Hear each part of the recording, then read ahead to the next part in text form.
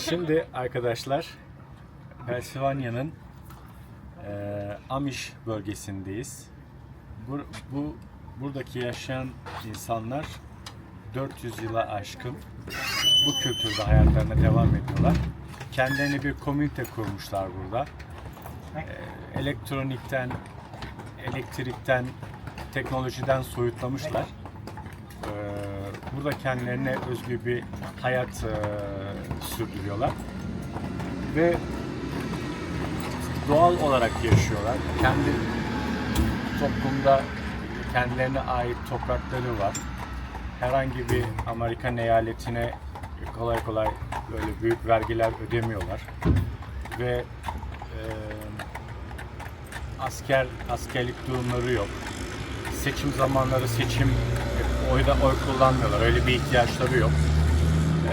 Polis bu eyalete gelmiyor. Çok ciddi kriminal sorunlar olursa ancak geliyor. Asker girmiyor. O yüzden kendilerine özgü doğal bir hayatları var, yaşam biçimleri var. Ufak bir turizm bölgesi olarak oluşturmuşlar. Dışarıdan insanlar buraya geliyor toplum olarak. Ve çok doğal insanlar, çok sıcakkanlı insanlar. Kendileriyle, erkekleriyle fotoğraf çekilebiliyor. Eşlerini veya kız çocuklarını fotoğraf çok fazla uygun bulmuyorlar. Onlara uygun gelmiyor. Erkek toplumu olarak daha çok çiftçilik yapıyorlar. Binaları inşa ediyorlar. Burada çalışırken de 50-55 kişi bir araya gelip 10 saat içerisinde yaşanabilir bir evi inşa ediyorlar bir gün içerisinde. Çok hızlı bir şekilde. Yaşamlarını çok rahat sürdürüyorlar ve her şey doğal. Çiftçilikte uğraşıyorlar. Tarımla uğraşıyorlar. Sen bir şey satın aldın mı hiç onlardan? Ben aldım. Ne aldın? Süt ürünlerinden aldım. Pasta ürünlerinden aldım. Ekmeklerinden aldım. Az önce mükemmel bir ekler denedik. Hayatım boyunca unutmayacağım. O zaten bugüne kadar kimsenin ekler yediğini zannetmiyorum. Yemişim diye kabul ediyorlar. Gerçekten böyle bir ekler yok. Tatlılar da çok iyiler. Daha doğrusu hamur işlerinde çok başarılılar. Kültürleri çok eski, Avusturya ve Almanlar dönemli, daha doğrusu o dilleri konuşuyorlar ama biraz lehçe olarak değiştirmişler. Kendilerine özgü bir dil kullanıyorlar. Cerman lehçesi. Evet, aynen öyle. Ama tabii Cerman denildiği zaman insanlar Almanca olarak düşünüyor. Ama daha büyük bir fark. Evet, ben de bir Almanca konuşan bir insan olarak onların dilini anlamıyorum. Almanca bilmiyorlar. Ve çok güzel bir yaşayış biçimleri var. Çok doğal. En çok ilgimi çeken okul hayatları. Burada 14 yaşına kadar okuyorlar. 14 yaşından sonra okul hayatları devam etmiyor, sürdürmüyorlar. Kız çocukları için de geçerli. 14 yaşına kadar dini vecibelerini ve bunları nasıl hayatlarını sürdüreceklerini bunları öğretiyorlar. Yabancı dil olarak İngilizceyi öğretiyorlar. Ve 14 yaşından sonra okuldan ayrılıyorlar. Herhangi bir doktora, master yapmalarına gerek yok. Öyle bir gelecek düşünmüyorlar. Öyle bir gelecekleri yok. Öğretmen olma gibi bir hayalleri de yok. Mühendis olma gibi bir hayalleri de yok. 14 yaşından itibaren tarlaya gidiyorlar. Aileleriyle beraber 4.30'da, sabahın 4.30'da kalkıyorlar. Saat 5.30'a kadar kahvaltılarını yapıp saat 6'da tarlada oluyorlar. Ve daha çok ailelerine yardımcı oluyor çocuklar. Ve daha çok çiftçilik hayatı üzerinde yetiştiriliyor. Ürünlerini nasıl saklayacaklarını, tahıllarını nasıl elde edeceklerini ve nasıl yöneteceklerini bunları çok küçük yaşta keşfediyorlar, öğreniyorlar. 16 yaşına kadar kız veya erkek yetiştiriliyor ama 16 yaşından itibaren sosyal hayata karıştırıyorlar. Yani örneğin bir genç 16 yaşından itibaren kendine bir erkek arkadaşı ediniyor, kız veya kız bir erkek arkadaşı ediniyor. Ve aileler birliğinde burada beraber zaman geçiriyorlar. Ayrıntısı olarak okumadığım başka bir bilgi edinmiş oldum bugün. İşte 16-17 yaşında erkek çocuğunu izin veriyorlar. Kendisine bırakıyorlar o şansı. Eğer bugüne kadar yapmadığı veya içinde yapmak istediği şeyleri özgürce yaşadığı eyaletin dışına çıkıp This is where we keep our horses in there. Okay. yaşadıkları eyaletin dışına çıkıp özgür bir iradeyle yapabileceğini, yaşayabileceğini ona sunuyorlar. Bunu kabul ederse, kabul etmezse bu hayatı bu şekilde kabul etmesi gerektiğini ve sonuna kadar da bu kurallar çerçevesinde hayatını yürütmesi gerektiğini buna öğretiyorlar. Anlaması için. Yani doğal olarak içinde herhangi bir şey kalmasın sebebiyle. Görmek istediği yerleri görebilir diyor. Evet. Ama sonradan tekrar karar değiştirmemesi için Tabii ki. bu hayata yönelecekse tamamen kabul etmesini sağlıyorlar. Ama burada da işte aslında güzel bir ahlaki ve hür iradeye saygıları var. Aynen öyle. O çok önemli. Yüksek ahlak çerçevesinde yaşıyorlar. Yani bir yobazlık söz konusu değil aslında. Değil, asla değil. Asla değil. Ve aslında çok yabancı olmadığımız bir toplum. Hani insan değerlerine sahip çıkıyorlar. Ve doğal bir şekilde hayatlarını sürdürüyorlar burada.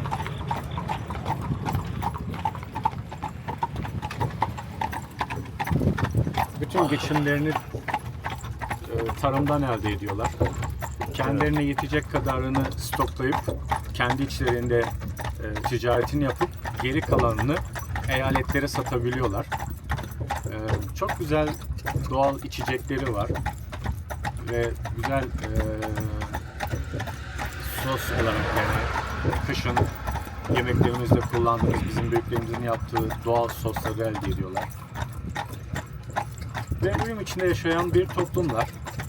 Hani dışarıdan ne kadar teknolojiye uzak olsalar da ne kadar nasıl yaşıyorlar deseler de gerçekten gelip görülmesi gereken bir yer. Ben ona inanıyorum. Ve ciddi bir tarım da yapıyorlar burada. Evet. Mısır ağırlıklı fasulye var. Mısır'ın bir bölümünü ticaret olarak kullanıyorlar, satıyorlar. Belli bir bölümünü ekmek ve yiyeceklerde kullanıyorlar.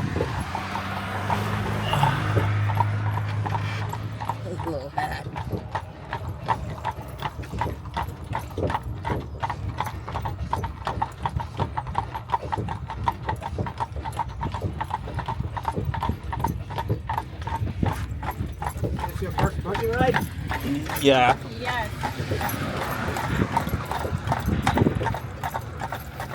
Evet.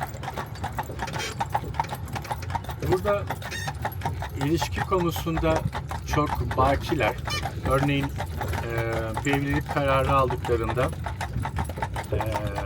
gençleri, evli olmayan gençler sakal tıraşı olmak zorunluluğu var. Bu amca evli zaten belli ki Evet. şeyi kurmuş. Sakal tıraşı olma zorunluluğu var. Bu şekilde ayrıt edilebiliyor. Sakalı olan da evli kabul edilmiş oluyor. Aile sahibi oluyor. Tabii ki kendi toplumlarında belli bir resmiyet kazandıktan sonra, evlendikten sonra ayrılma söz konusu değil. Ayrılmıyorlar eşlerinden. Hı hı. Sonuna kadar devam ediyorlar. Bu saygı ve çerçeve içerisinde buna karar alıp da böyle başlıyorlar. Bu toplumda bunu aşılamışlar insanlara. Günümüzde ne kadar bizde bazı şeyler ilerlemese de, takip etmese de ama bunlar bunu sürdürmeye devam ediyorlar. Kurallarını çiğnemiyorlar. Kuralların dışına çıkan bir toplum oldukları zaman da herkesin bildiği gibi Aforoz bölgeden ediliyor. aforoz ediliyor. Evet. Toplum içerisine asla bir daha girme şansı yok. Çiftlikten kovuluyor yani. Aynen. Aynen. Bir daha almıyorlar. Parçalanmış oluyor aileden. Çok ciddi kuralları var. Aslında benim okuduğum sabah da konuştuğumuz gibi yani kiliseye karşı aslında reformist bir toplum olarak ilk başta başlamışlar. 400 yıl önce 400 yıl yaşam önceki. tarzını düşünelim. Yani o Daha demek ki sert ne, kanunlar. ne kadar katıymış yani o zamanki. Şu an demek Ki istiyorum. bu insanlar o zaman daha böyle Yumuşamış. demokrat, daha böyle reformistmiş. Daha o zaman rahat yani. yaşıyorlar. Daha rahat yaşıyor. Daha doğrusu şimdiki bu zamanın Amişleri o zamankiyle baskı içinde değiller, baskı altında değiller. O zaman yönetim kuralları, o zaman baskılar, o zamanki mental yani çok farklı. Aslında onlar da bir yerde baskıdan kaçıp böyle bir yaşam tarzı kurmuşlar kendilerini. Doğrudur, doğrudur. Ama güzel bir şey yani 400 yıldır bunu sürdürebilmeleri ve grupsal olarak sadece bir eyalet oluşturmaları. Mesela işte Amerika Birleşik Devletleri'nde Amerika'ya çok ciddi vergiler vermiyorlar. Sadece satmış oldukları Amerika'nın Ürünler. diğer eyaletlerine kendi tahıllarını satmış oldukları ürünlerin vergisini veriyorlar. Onun dışında vergi vermiyorlar kendi kazançlarının içerisinde. Mesela en çok değer verdikleri Amerika'da eyaletlerin bu bölgede yapmış oldukları oymacılık. Mobilya üzerinde çok başarılılar. Çok gerçekten ciddi çalışıyorlar. Temiz işçilikleri var. Ağaçları çok güzel ve kaliteli. Mobilyaları çok sağlam ve bayağı da pahalı. Ciddi rakamlar ödeniyor. Evlerine mobilyalar aldıkları zaman, sipariş edildiği zaman burada. Bir de hani cep telefonu kullanmıyorlar. Yani herhangi bir şekilde cep telefonuyla kendilerine ulaşamıyorsun. Sadece koca bir bölgede bir tane ofis var. Ofisin içerisinde bir tane telefon var.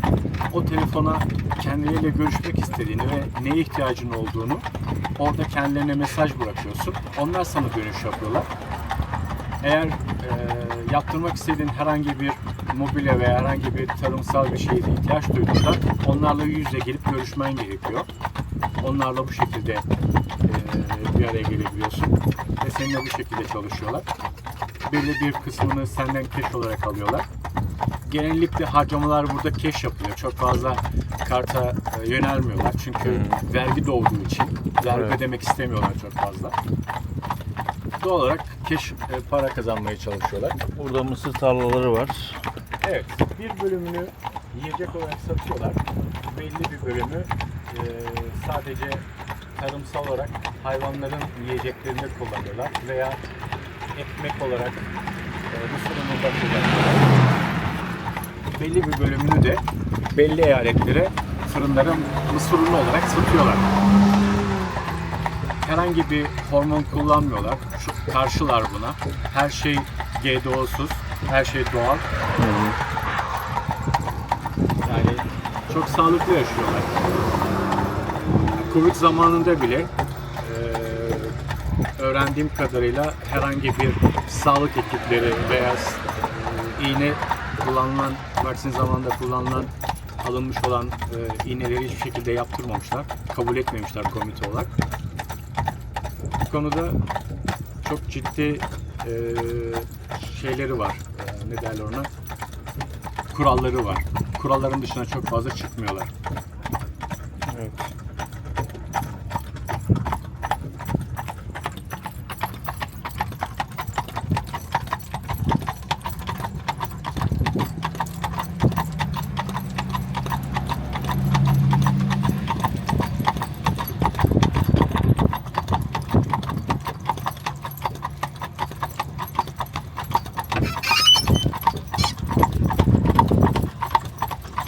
Where are you guys from? I'm from Turkey. Turkey. Yeah. You? Turkey? Yes. You too? Yeah, Turkey. Yeah. Originally, I'm from Kyrgyzstan, but I visited Yeah. my husband, and then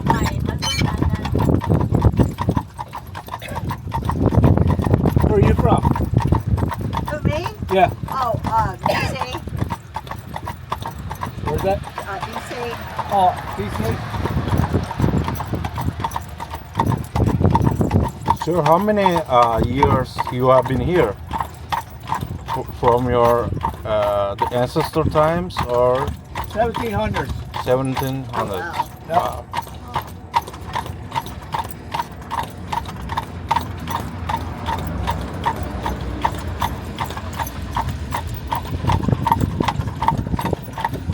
I was here since 1967. 1967. Okay.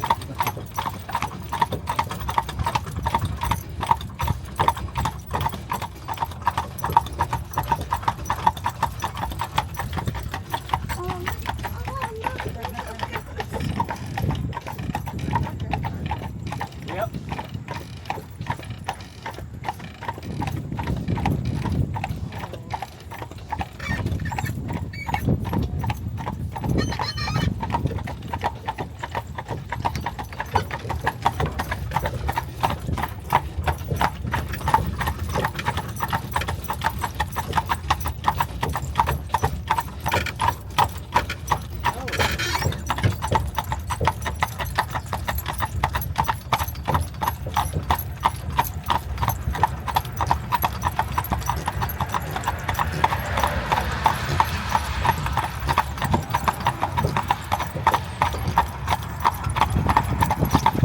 Are you over here for a while? Sorry? Are you over here for a while? Yeah, actually, my friend is living in Kingston. Yeah, I just visited him, so Okay. I will be here. I will leave tomorrow.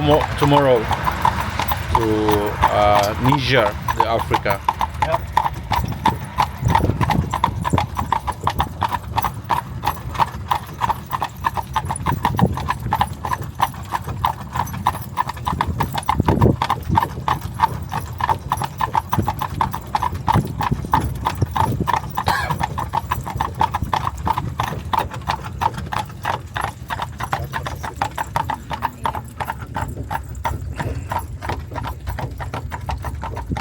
Evet abi, başka var mı söylemek istediğin, ilginç bulduğun?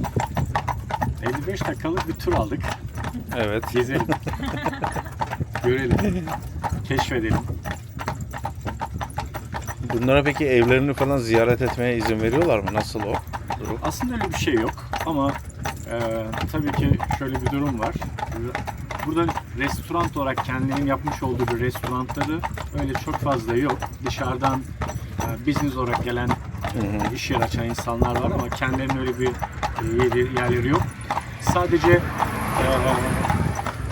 başkalarının kanallarıyla edinmiş olduğum birkaç aile var, almış ailesi. Onların evlerinde yemek organizasyonları oluyor. Eğer hani belli bir yoğunluk yoksa biz de kendilerini arayıp randevu alıyoruz kendilerinden. Hani bugün şu tarihte size gelmek istiyoruz, müsait misiniz diye yemeğe katılmak istiyoruz.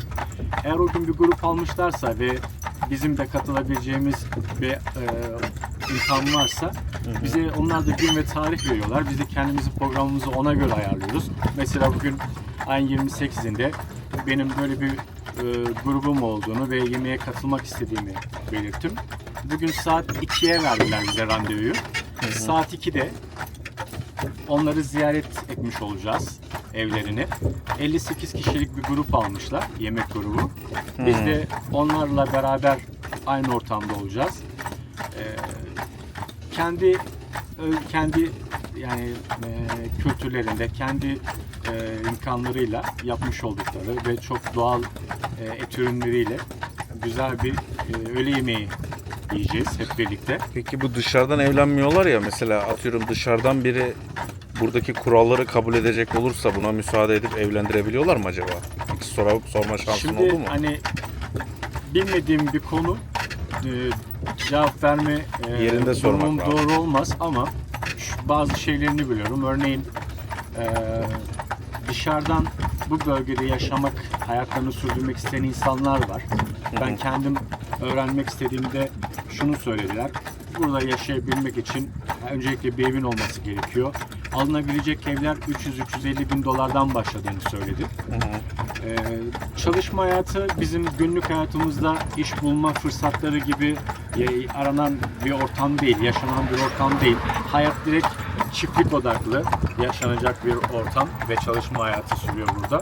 Tabii ki bunu öncelikle kabul etmek gerekiyor veya sosyal bir geçimin olması gerekiyor. Çiftlik hayatında çalışmak istemez isen. Öncelikli olarak bir ev alıp başlayabilirsin, hayatını burada sürdürebilirsin. Kendi bünyelerinden, kendi içlerinden insan birileriyle evlilik yapılabilir mi? Hiç duymadım. Hiç bilmiyorum. Sormak lazım. Evet.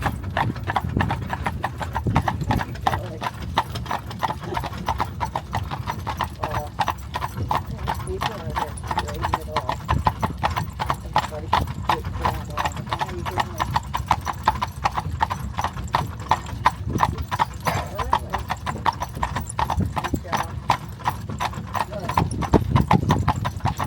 That's cool job, sir.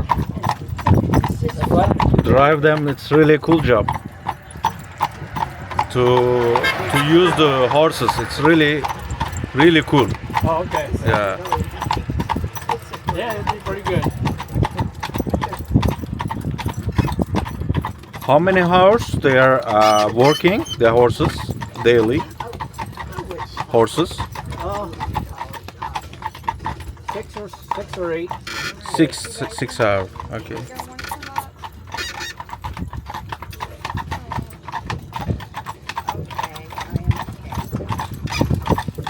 Abi sen oradan bir bize bir hesap yapsan şimdi kaç dakika? Yarım saat dinlendirseler 6 saat çalışıyor diyor.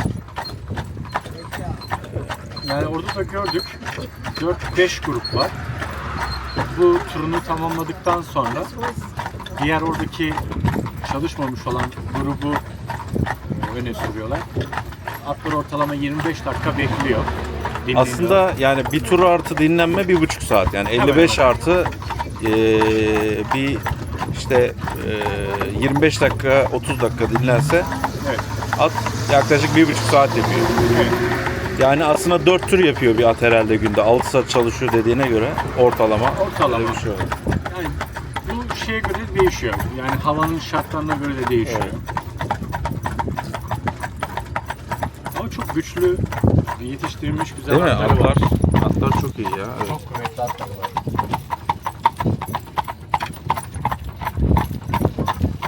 Yani tarım bile yapılır bunlarla muhtemelen. Hani o şeyi var. O gücü sahipler. Bir sahipler.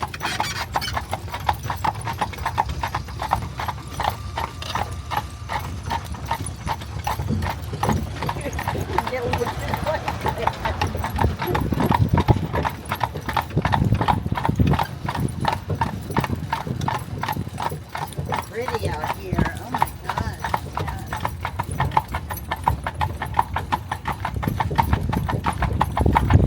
Çok eski bir köprü bu. Zamanında büyük bir sel gelmiş.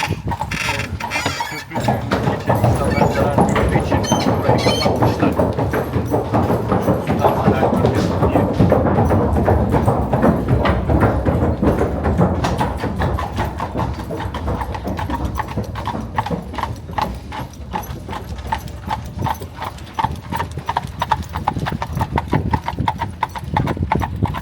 That bridge washed away back in 72. That one back there? Sorry? Yeah. How many covered bridges are there around? I think there was something in the 20s. Yeah. In Lancaster County. What's the reason behind the covered? Behind it being covered? That's just the old time bridge, I guess. Or what, like weather Yeah. resistance? Yeah.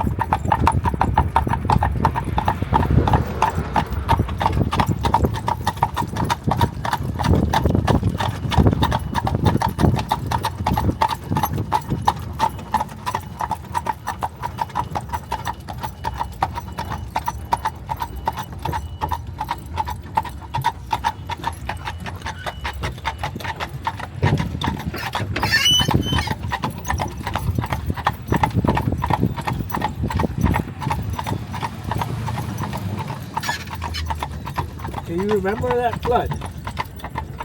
Which one was that? Angus flood Oh, back in 72. oh my gosh. I do remember that. Hurricane Agnes. Yeah. Actually, we lived down in like a gully area Yeah. in southern Maryland. Our whole backyard flooded. We had a creek, Yeah. and the whole backyard got covered.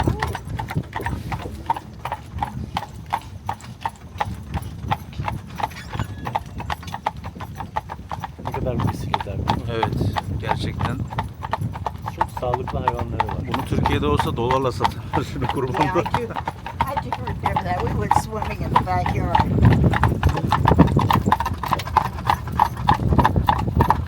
I was just 5 years old, so I don't remember too much of it.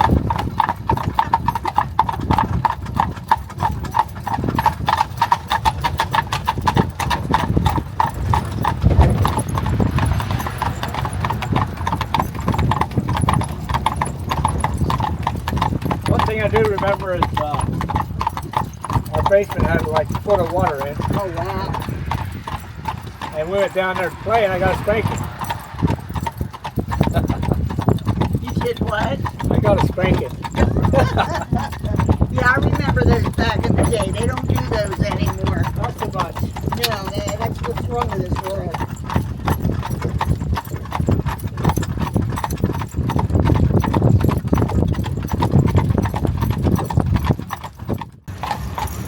Oh no. Oh no. What you doing? He probably thinks we got some food. He's coming like side by side. Oh no.